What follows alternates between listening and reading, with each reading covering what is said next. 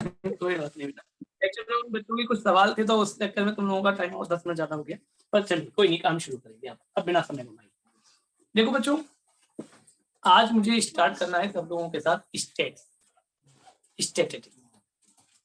ये चैप्टर बड़ा अच्छा सा चैप्टर है, हालांकि आप लोगों ने इसकी शुरुआत 9th में कर दी थी। 9th में आप सभी लोगों को परिचय कराया होगा डाटा वर्ड के साथ, आप लोगों को परिचय कराया गया होगा हिस्टोग्राम बार ग्राफ के साथ, आप लोगों को परिचय कराया गया होगा अनग्रुप डाटा के मॉड, मीन और मीडियन के साथ।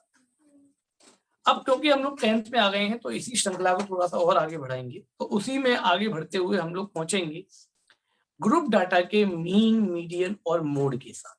और उससे पहले, क्योंकि मेरी आदत है कि पहले हम लोग बेस तैयार करेंगे, तो सबसे पहले हम लोग तैयार करेंगे 9th क्लास को, और 9th क्लास को पढ़ाते पढ़ाते हम लोग एंटर करेंगे 10th क्लास के अंदर। तो बच्चों 9th क्लास में सबसे पहले जब हम शुरुआत करते थे तो हमें एक वर्ड पढ़ाया जाता था डाटा, कि डाटा कितने तरह का होता है।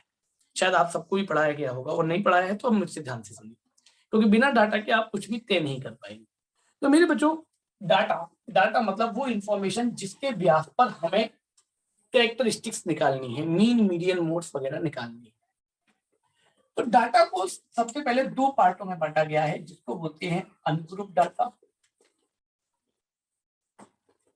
या इसको बहुत सारी किताबों में आप अनक्लासिफाइड डाटा के नाम से भी देखेंगे,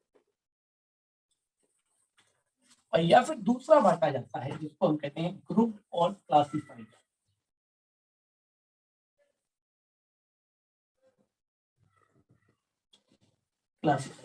तो डाटा को 2 तरह के पार्ट में बांटा, अनग्रुप और ग्रुप डाटा। ठीक, फिर अनग्रुप डाटा क्या? ऐसा डाटा जो कॉमा लगा लगा के आपको दे दिया जाता है। This type of data is called ungroup या अनक्लासिफाइड। जैसे मुझे अपने क्लास के बच्चों के मार्क्स लिखने हैं साहब, मैं लिस्ट बनाता हूं तो हर एक बच्चे के मार्क्स अलग अलग इंडिकेट करता हूं, हिसाब 10, 8, 6, 10, फिर 5, 4, कॉमा लगा लगा। That is called unclassified data या अनग्रुप डाटा। ठीक सर, बट जब मैं बात करूं इसी चीज को टेबल में लिखने, तो this types of data is called group data. बोले टेबल से मतलब मैंने थोड़ा सुविधाजनक बनाया अपने आप को। मैंने कहा यार एक काम करता हूँ, ऐसे कितने बच्चे जिनके 10 नंबर आए हैं, तो 10 नंबर वाले 4, बजाय इतनी लंबी लिस्ट लिखने की। 15 नंबर वाले बच्चे कितने हैं, बोले पता चला 2, मैंने 15 लिखा और 2 लिख दिया, यानी मैंने डाटा को क्लासिफाई कर दिया अलग अलग मार्क्स के हिसाब से। तो that is called classified data. इस डाटा को हम लोग क्या बोलते हैं? Classified data. ठीक, बट ये जो ग्रुप डाटा होता है, ये ग्रुप डाटा 2 तरह का माना गया है हमारे इसमें। एक डिस्क्रीट डाटा और एक इनडिस्क्रीट डाटा। मतलब ये डिस्क्रीट डाटा क्या है? जैसे मैंने एक टेबल लिख दी, मार्क्स लिखे हम, और यार नंबर ऑफ स्टूडेंट्स लिख दी। जैसे 4 नंबर वाले कितने, बोले 3, 5 नंबर वाले बच्चे कितने, बोले 6, 8 नंबर वाले बच्चे कितने, बोले 7। इस तरह से मैंने मार्क्स लिखे, मतलब सीधा केवल इंडिविजुअली पॉइंट आउट किया, इसको बोलते हैं पॉइंट एस्टिमेशन। करेक्ट, बट अगर मैं इसको टेबल में लिख दूं, मतलब इंटरवल्स में लिख दूं, इंटरवल से मतलब 0 से 5 वाले कितने, 5 से 10 वाले कितने, 10 से 15 वाले कितने, और फिर यहाँ पर स्टूडेंट्स की संख्या लिख दूंगा 3, 2, 1। यानी इंटरवल में जब मैं डाटा को लिखूं, पहले तो मैं पॉइंट करके लिख रहा था हर एक मार्क्स वाले को, और फिर मैंने उनको इंटरवल में लिखा। तो जब मैं इंटरवल में तो उसको बोलते हैं इनडिस्क्रीट डाटा। डिस्क्रीट और इनडिस्क्रीट का मतलब पहले क्लियर हुआ। फिर इनडिस्क्रीट डाटा को भी 3 तरह के डाटा में बदला, जैसा आपको 9 में पढ़ाया गया। इनडिस्क्रीट डाटा को 3 तरह के डाटा में बदला गया। बोले क्या? पहला था कंटिन्यूअस डाटा। बोले ये क्या कलेक्शन, ये क्या चक्कर है? कंटिन्यूअस डाटा में आप लोग नोटिस करें, जो मैंने इंटरवल बनाए हैं, उस इंटरवल में पहला जहां खत्म हो रहा है, दूसरा वहीं से शुरू हो रहा है। यानी 0 से 5, 5 से 10, 10 से 15। पहले की जो लोअर लिमिट है, लोअर लिमिट और अपर लिमिट बोलते थे, पहले की जो अपर लिमिट है वो दूसरे की लोअर लिमिट से मैच कर रही है, कंटिन्यू है, that is called continuous data. देखिए धीमे धीमे चीजें लौटेंगी आपके दिमाग में, बात ज्यादा क्लियर हो रही। कैसे डाटा को हम लोग कंटिन्यूअस डाटा कहते हैं। दूसरा पढ़ाया था डिसकंटिन्यूअस डाटा। ये क्या चक्कर था साहब, ये कुछ ऐसा था कि पहला 0 से 9, फिर 10 से 19, फिर 20 से 29, याद करिए ऐसा बताया जाता।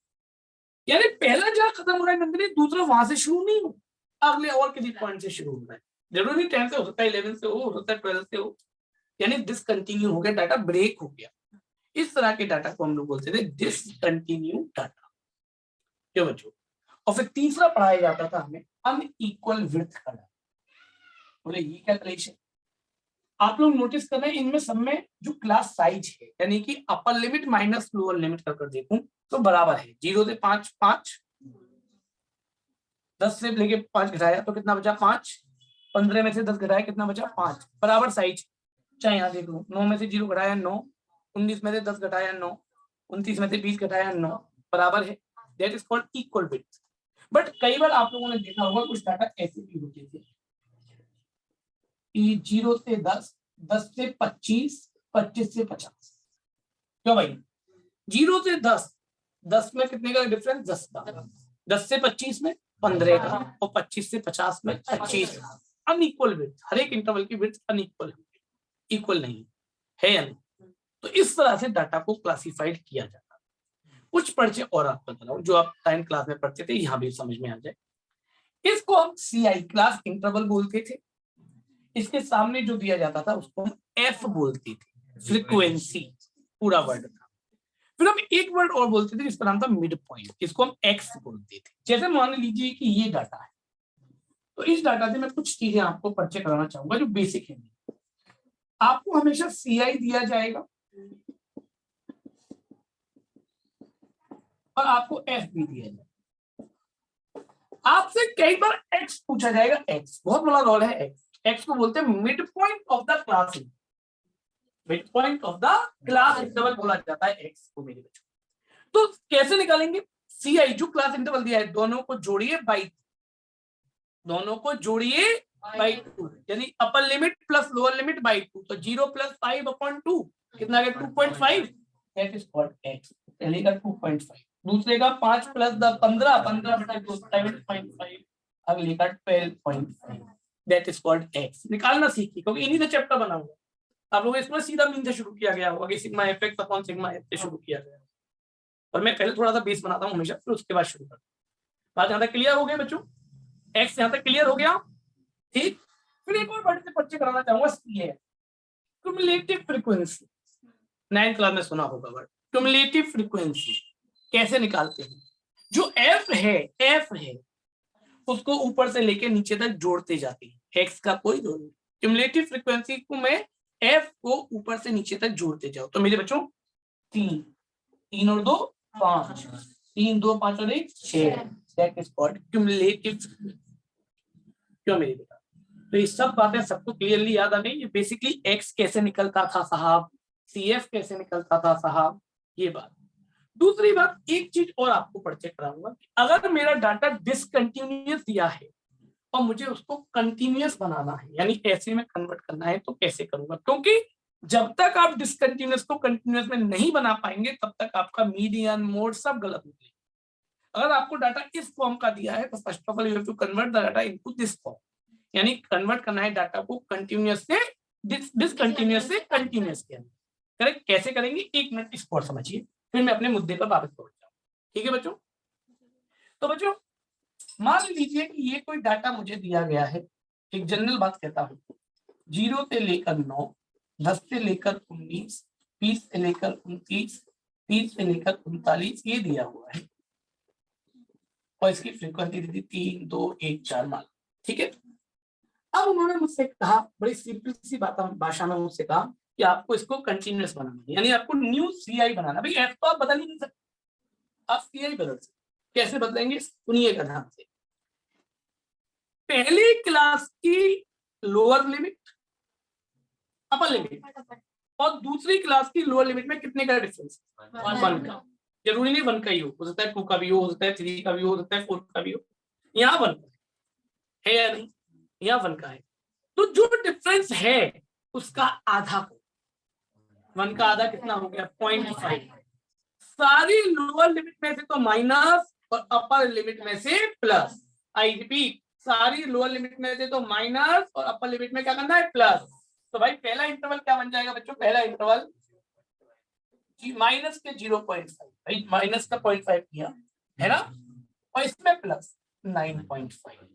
हाँ भाई, इसमें माइनस, लोअर लिमिट में से माइनस, अपर लिमिट में प्लस, 9.5 से 19.5, इन्हें प्लस करना है, इसमें माइनस 19.5 से 29.5 और 29.5 से 39.5। देखना कन्वर्ट हो गया का डाटा कंटिन्यूअसली, यानी जितना डिफरेंस है जरूरी नहीं एक का ही हो। टीचर घटा देते हैं कि हर वक्त 0.5 को लोअर लिमिट में से घटा दो और अपर लिमिट में जोड़ दो, नहीं सब 0.5 नहीं, बिल्कुल भी नहीं।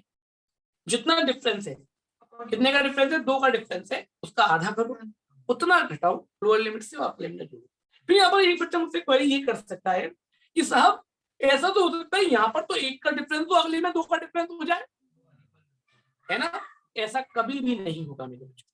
आपको जब डिफरेंस मेजर किए जाएंगे तो सभी जगह एक से किए जाएंगे। ये केवल स्टेट्स के कुछ कंडीशंस होती हैं डाटा को इकट्ठा करने से। नहीं, अनइक्वल बिट तो इस पे डिपेंड करता है। मैं क्यों 10 से 19 हो मान ले, ठीक है, 9 का डिफरेंस है, यहाँ मैं कर दूं 21 से 31, 21 से 30, तो डिफरेंस तो फिर भी 9 का ही था। 21 से 30 9 का डिफरेंस, तो ऐसा नहीं है, ठीक है ना। तो भाई बच्चों ये छोटी छोटी बेसिक बातें थी जो स्टेट्स की, उम्मीद कर रहा हूँ सबको समझ में आ गई है ना। तो अगर इसमें किसी कुछ नोट या स्क्रीनशॉट लेना है तो ले सकते हैं। बिल्कुल बिल्कुल कह सकते, बिल्कुल कह सकते, बिल्कुल कह सकते, ठीक है ना, क्योंकि टैली मार्क्स केवल फ्रीक्वेंसी के लिए होता है, उसका सीआई से या उसका मार्क्स से कोई रिलेशन नहीं, इसीलिए उसको टैली मार्क्स में लिख सकते हैं, पर उसकी जरूरत पड़ेगी नहीं, ठीक है। टैली मार्क्स की जरूरत जनरली तब पड़ती है जब हम किसी अनग्रुप डाटा को ग्रुप डाटा में कन्वर्ट करते हैं। आप 0 से 9 वाले कितने गिन गिन के एरो लगा दिए, काउंटिंग करके लिख दिए, वैसे जरूरत नहीं। जो बच्चों समझ में आ गई मेरी बात, सबको क्लियर? हाँ भाई ठीक। बेटा एक जना कोई स्क्रीनशॉट ले रहा हो तो वो ग्रुप पर शेयर कर देना। अनन्या, आशिका। ओके भैया। ओके भैया। है ना, हाँ कोई भी एक जना बच्चा, ठीक। तो ये तो रहा हमारा डाटा क्लासिफिकेशन। अब हम बात करते हैं मेजर ऑफ सेंट्रल टेंडेंसी, ठीक है ना। ये जैसे मान लेते हैं कोई बच्चा है, पहले आपने बोला 0 से 9 वाले में उसके मार्क्स आ गए, ठीक है, पर मान लेते हैं उसके मार्क्स 9.5 ही, 9.5 ही है, हाँ तो कौन सी रेंज में? हमेशा लोअर लिमिट को इंक्लूसिव बोला जाता है और अपर लिमिट को एक्सक्लूसिव। तो अगर उसके 9.5 मार्क्स आए हैं तो वो ऊपर वाले में ना रखकर यहाँ वाली में, ठीक है। और चलो कोई बात नहीं, और सही।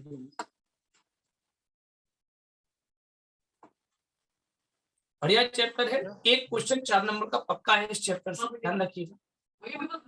भैया ये मेरे को अनइक्वल विड्थ वाला थोड़ा अजीब लगा भैया, मतलब इसका कोई कन्वर्जन होता है नहीं होता है?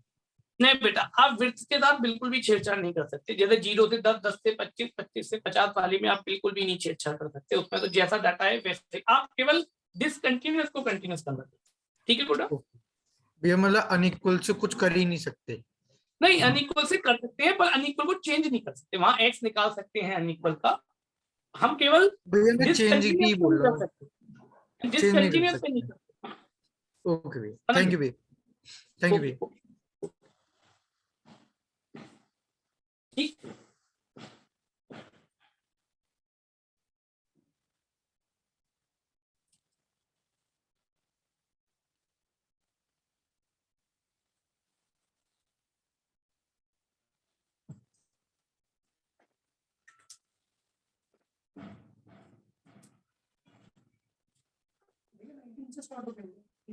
वो 24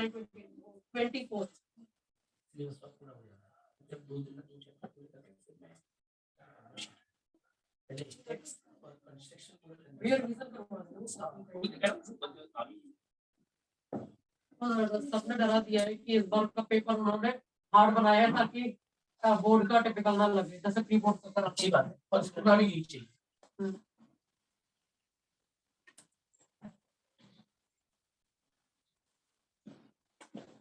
वैसे नई फ्रीक्वेंसी माइनस में जाए तो उसमें कोई प्रॉब्लम तो नहीं है, जैसे आपने बताया है अभी। क्लास इंटरवल माइनस में जाए तो फ्रीक्वेंसी तो कभी माइनस में जा ही नहीं सकती, क्योंकि वो काउंटिंग होती है। लाइक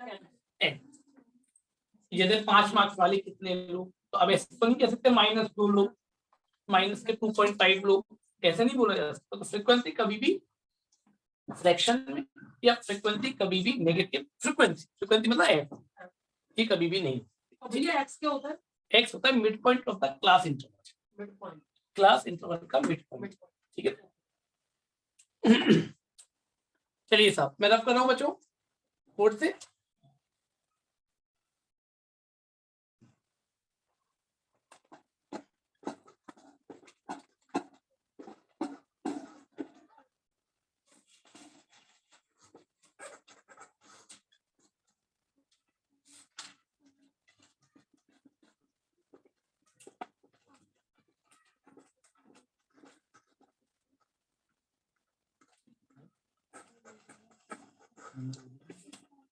भैया अनइक्वल वेट वाले जो होते हैं वो कंटीन्यूअस और डिसकंटीन्यूअस दोनों हो सकते हैं।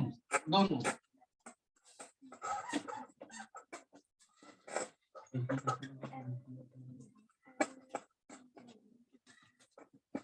हाँ भाई, चलिए उम्मीद कर रहा हूँ सबको पहले डाटा क्लासिफिकेशन समझ में आ गया होगा, है ना। अब बात करते हैं, एक वर्ड आता है मेथड्स ऑफ सेंट्रल टेंडेंसी।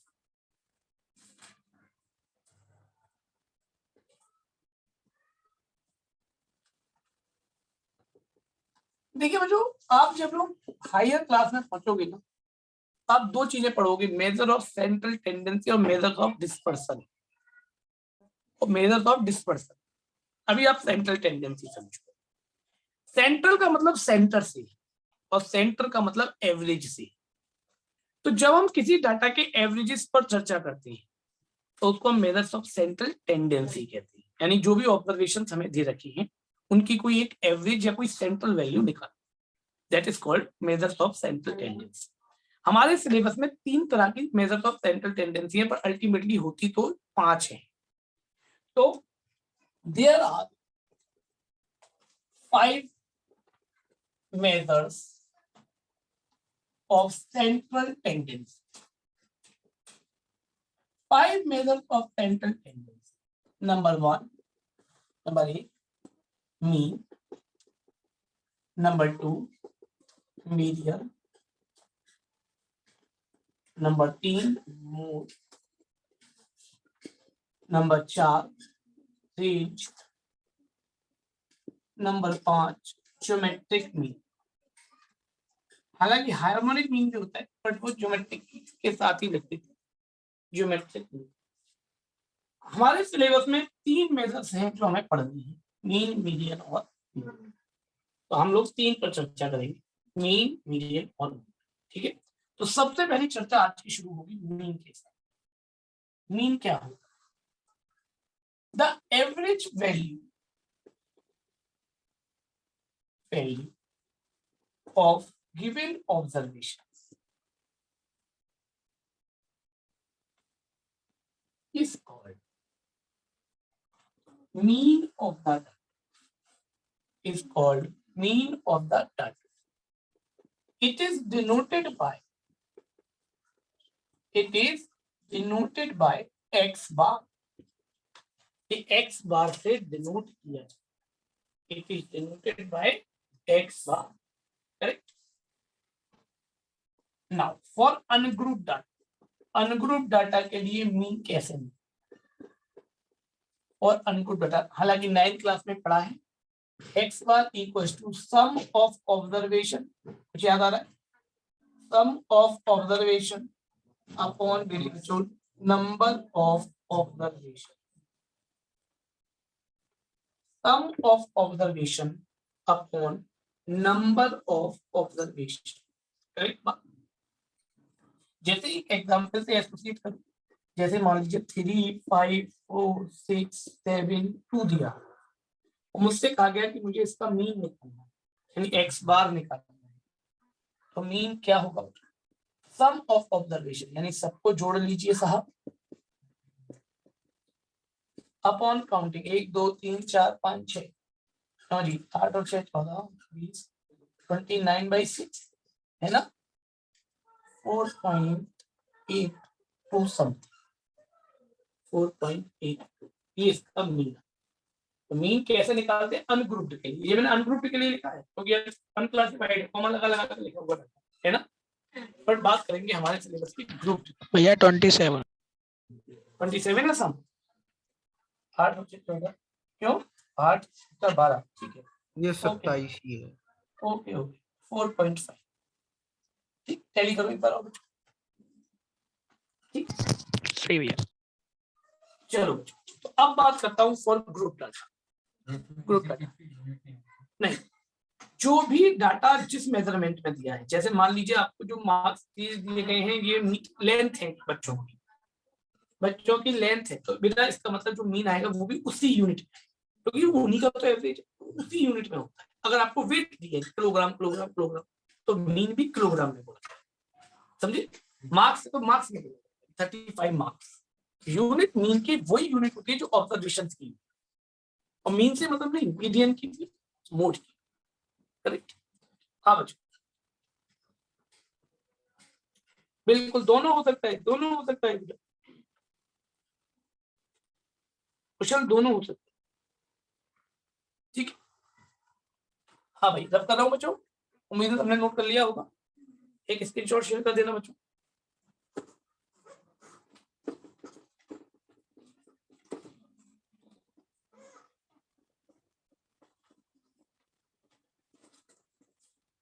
अब आता हूँ ग्रुप डाटा की। ग्रुप डाटा का मीन निकाल, ग्रुप डाटा का मीन और ग्रुप डाटा, देखो मेरे बच्चों, ग्रुप डाटा का मीन निकालने के हमारे 3 मेथड सिलेबस में बताए गए हैं। हालांकि स्टेप डेविएशन को इस साल यूज कर दिया गया, और फिर भी हम उसे भी सीख लेंगे, तो 2 लाइन का स्टेप मेथड है, कोई ऐसी आसान। तो पहला मेथड है जो सबसे ज्यादा यूज किया जाता है, that is called direct method. Direct method में मीन निकालने का फॉर्मूला है x bar equals to sigma fi xi upon sigma fi में i y नहीं लगाता, बच्चों को सिंपल याद कराने के लिए sigma fx upon sigma f, ये आपको ध्यान रखना।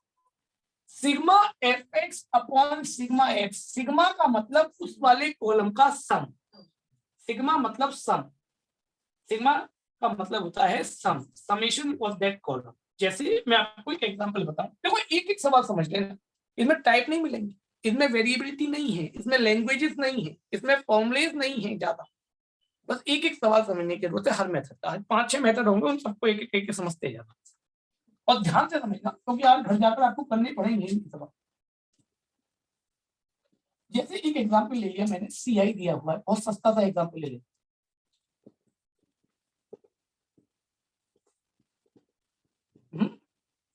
और ये मुझे f दे दिया इनका 3 2 1 2, ये दे दिया, ठीक। और मुझसे कहा मीन निकल, ये बात आपको हमेशा दी जाएगी सवाल, इतना डाटा हर बार सवाल में जरूर दिया जाएगा, चाहे मीन निकलवाना हो, चाहे मोड निकलवाना हो, चाहे मीडियन निकलवाना हो, इतना डाटा हमेशा सवाल में जरूर होगा, CI और x। आप लोग सबसे पहले मीन निकालने के लिए x निकालेंगे, अभी मैंने समझाया था, x मतलब mid point of the class interval, पहले ही समझा चुका हूं, इन दोनों का मिड पॉइंट, तो भाई 0 5 है ना, 15, सबको पता है कैसे निकाल रहे हैं, दोनों को सम बाई 2, दोनों को सम बाई 2, दोनों को सम बाई 2, क्यों साहब, क्यों मतलब बात समझ में आ गई? ये बात क्लियर होगी सबको बेटा? मैंने कैसे निकाला, x कैसे निकाला, क्लियर है? अब अकॉर्डिंग टू द फॉर्मूला मुझे fx चाहिए, मुझे fx चाहिए। हाँ भाई चक्रवर्ती fx चाहिए, तो fx का मतलब क्या चक्रवर्ती, f का इंटू x के साथ, f इंटू x, थोड़ा f इंटू x मतलब क्या हो गया, 15 30 25 70, f का इंटू x के साथ fx हो गया।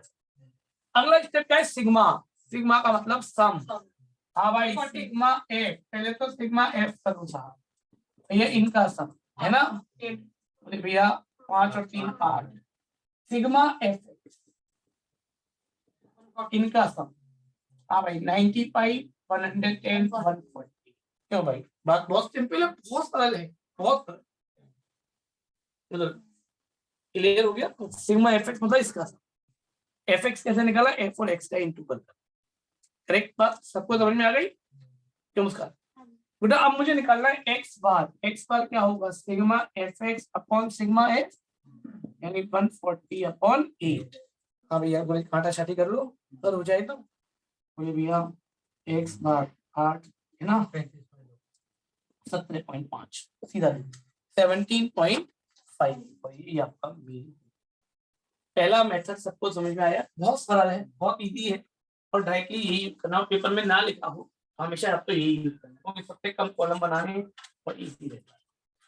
ठीक, इसी के बाद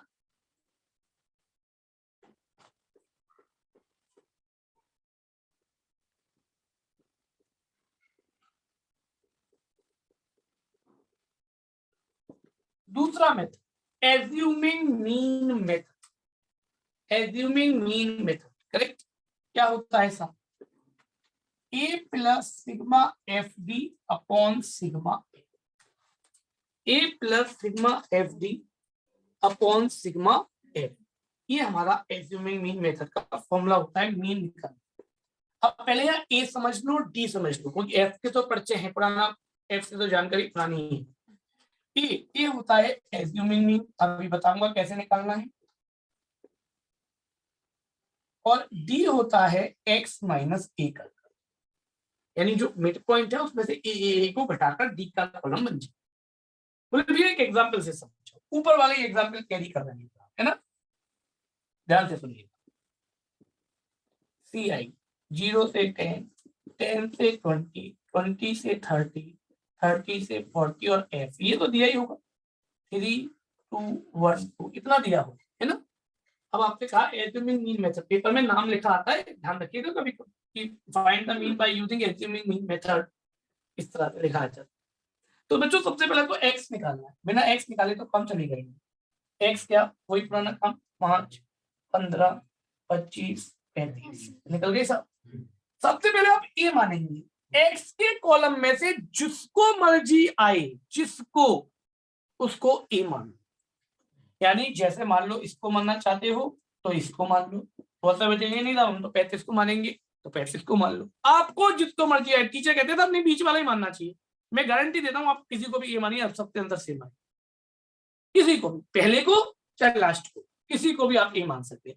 बीच के वो इसलिए सुविधा दे देते हैं, बीच को मानने से क्या होता है, थोड़ा सा माइनस करने पर कैलकुलेशन कम हो जाती है। अब लास्ट वाला मान लो जैसे 35 मान लोगे तो 5 में से 35 घटाओगे 30 आएगा, जबकि 15 में से घटाओगे तो 10 आएगा। तो इसलिए वो बड़ी क्वांटिटी बचने के लिए बीच वाला कहते हैं, बट बीच वाला मानना कंपलसरी नहीं, आप चाहो जो मान सकते हो, चाहो जो। बात क्लियर। जैसे मैंने ए को यहाँ 15 कंसीडर कर लिया, तो ए हो गया मेरा 15, तो ए निकालना आ गया पहले। फिर आपको निकालना है डी। डी डी क्यों साहब, डी कैसे निकालना है, डी का फॉर्मूला अभी भी दिया, एक्स माइनस ए, एक्स माइनस ए। हाँ भाई, एक्स वाला कॉलम ये रहा, ये घटाते जाओ, 15 में से 5 गया माइनस 10, 0 है ना, 10 और 20 टैली करिएगा। इतना जरा मेरी कैलकुलेशन कमजोर है, थोड़ा सपोर्ट करते जाए। हाँ यहाँ तो बात सही है। चलो जी, अब मेरा अगला पार्ट है बेटा एफ डी।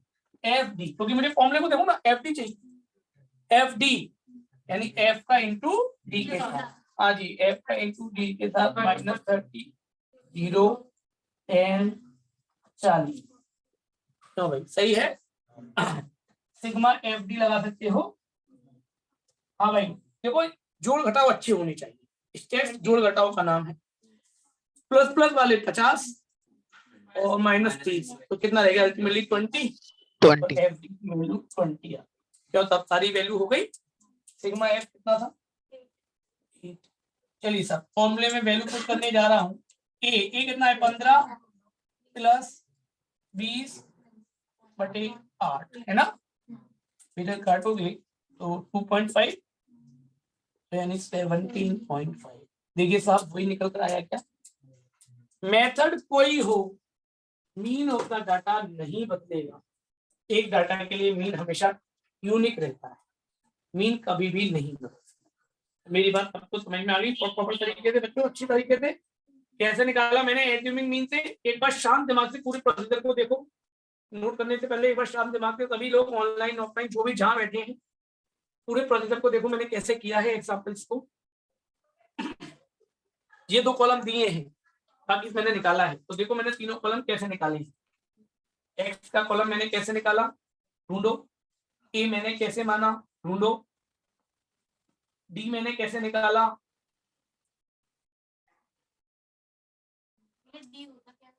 डी को डिफरेंस बोलते हैं between the observe value and the assumed value.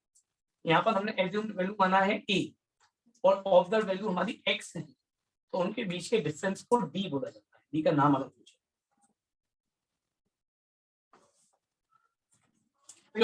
X की जगह यहाँ पे जो एज्यूमिंग है वो 5 ले लेते हैं, ठीक है, तो फिर सारी वैल्यूज जो होती वो पॉजिटिव में ही आ जाती। कोई बात नहीं। तो यहाँ पर फिर यहाँ पर 5 आता, फिर हाँ। और यहाँ पॉजिटिव से जो आता है वो 12.5 आता, तो 12.5 और 5 मिलकर कितना हो जाता है 17.5। तो इसीलिए बेफिक्र रहे इस बात से, बिल्कुल बेफिक्र। ये आप किसी को भी अगर नहीं मानना तो अभी कॉपी पे एग्जाम पे नोट करते में ही एक कोई दूसरा मानकर देगा, अभी वेरीफाई। बात ज्यादा क्लियर होगी सबको मेरे बच्चों? मीन के दूसरा मेथड सबको समझ में आ गया या नहीं? अब जरा मीन का एक तीसरा मेथड, तीसरा मेथड है estimation। हाँ आराम से नोट करो, आराम से।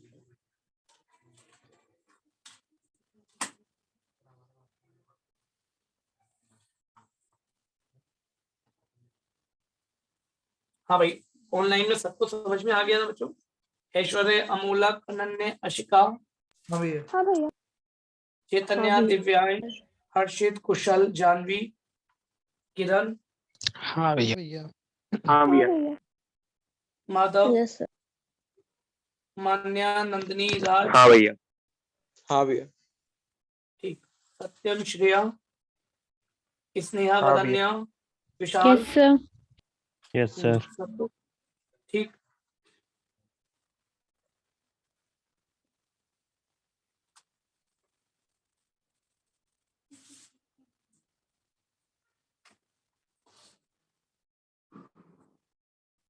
ठीक है बच्चों, नोट हो गया सबका? अब जरा तीसरा मेथड डालेंगे, स्टेप डेविएशन मेथड, और मीटिंग को रीजॉइन करेंगे जब तक ऑनलाइन वाले, क्योंकि 2 मिनट रह गए फिर टॉपिक अधूरा रह जाएगा, है ना? स्टेप डेविएशन मेथड, मीटिंग को रीजॉइन करेंगे।